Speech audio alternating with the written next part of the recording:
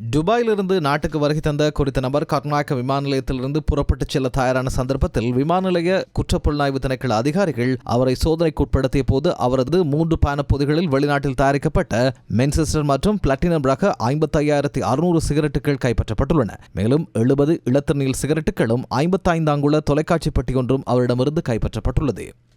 தங்காலை மெடல்பிட்டிய பகுதியில் இடம்பெற்ற விபத்தில் 6 பேர் காயமடைந்துள்ளனர். திசமஹாராமையிலிருந்து மாத்தறை நோக்கி பயணித்த தனியார் பஸ் வண்டி ஒன்றும் மோட்டார் வண்டி ஒன்றும் ஒன்றோடு ஒன்று மோதி விபத்து இடம்பெற்றுள்ளது. மோட்டார் வண்டியில் பயணித்த 3 பேரும் பஸ் வண்டியில் பயணித்த 3 காயமடைந்த நிலையில் தங்காலை வைத்தியசாலையில் அனுமதிக்கப்பட்டுள்ளனர்.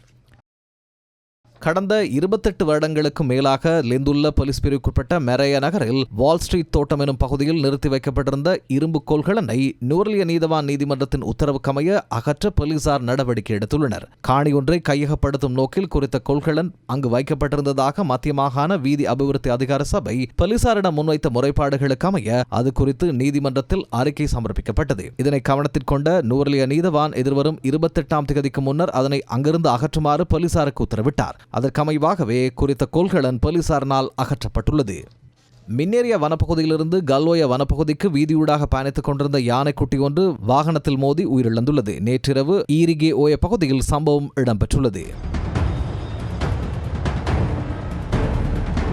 மனித படுகொலையுடன் தொடர்பட்டு தேடப்பட்டு வந்த 5 சந்தேக நபர்கள் விசேட அதிரடிப்படையின் ஜெயவர்தனபுரம் முகாம் அதிகாரிகளினால் கைது செய்யப்பட்டுள்ளனர். மட்டக்குள்ளி போலீஸ் பிரிவுக்குட்பட்ட பகுதியில் நபர் ஒருவர் கடத்தப்பட்டு கழுத்து நெரிக்கப்பட்டு கொலை செய்யப்பட்ட சம்பவம் தொடர்பில் போலீஸ் விசேட அதிரடிப்படைக்கு கிடைத்த தகவலுக்கு அமைய இவர்கள் 5 பேரும் கைது செய்யப்பட்டுள்ளனர். அவர்கள் 23 வயதுக்கும் 36 வயதுக்கும் இடைப்பட்ட கொழும்பு 15 மற்றும் பமுனுவ பகுதிகளைச் சேர்ந்தவர்கள் என தெரிய வந்துள்ளது.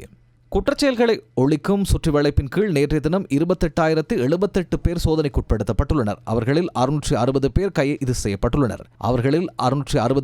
செய்யப்பட்டுள்ளனர். குற்றச்செயல்களோடு நேரடி தொடர்பு கொண்ட 9 பேர் அடையாளம் காணப்பட்டுள்ளனர். பிடிவராந்து பிறப்பிக்கப்பட்ட 234 பேரும் பகிரங்க பிடிவராந்து பிறப்பிக்கப்பட்ட 90 பேரும் கைது செய்யப்பட்டவர்களில் உள்ளடங்குகின்றனர். போக்குவரத்து குற்றங்கள் தொடர்பில் 3,955 பேர் கைது செய்யப்பட்டுள்ளனர். இதேவேளை போதைப்பொருள் இல்லாதொழிக்கும் நடவடிக்கையின் கீழ் நேற்றைய தினம் 851 சுற்றுவளைப்புகள் மேற்கொள்ளப்பட்டுள்ளன. அதன்போது 874 சந்தேக நபர்கள் கைது செய்யப்பட்டுள்ளனர். 9 பேர் தொடர்பில் தடுப்பு காவல் உத்தரவு பெறப்பட்டுள்ளது.